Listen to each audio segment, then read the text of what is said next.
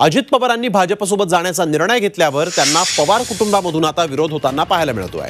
विशेष म्हणजे अजित पवार यांचे सख्खे भाऊ श्रीनिवास पवार यांनी देखील आता अजित पवारांची साथ सोडली आहे। बारामतीमधील काटेवाडीत गावकऱ्यांशी श्रीनिवास पवार यांनी संवाद साधला, त्यावेळेस त्यांनी अजित पवारांचा निर्णय पटला नसल्याचं बोलून दाखवलंय।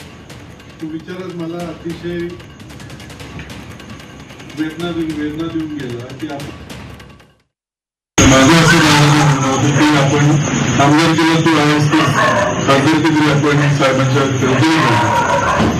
कारण साहेबांचे जे काही आपले उपकार आहेत ते गावकरी म्हणून तुम्हाला सगळ्यांना माहिती आहे की आम्ही आमच्याकडून साहेबांचे किती उपकार आहेत आणि साहेबांचं प्रेमशी झाल्यामुळं त्यांना सोडणं हे मला पटलं नाही।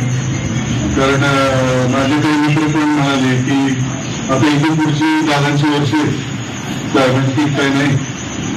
तो विचारच मला अतिशय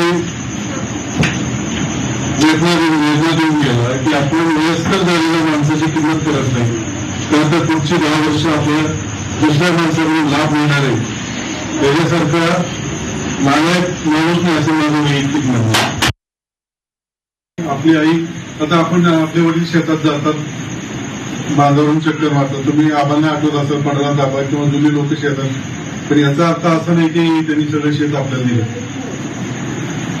जमीन आपल्या नावावर केली म्हणून काय त्यांना घराबाहेर काढायचं नसतं।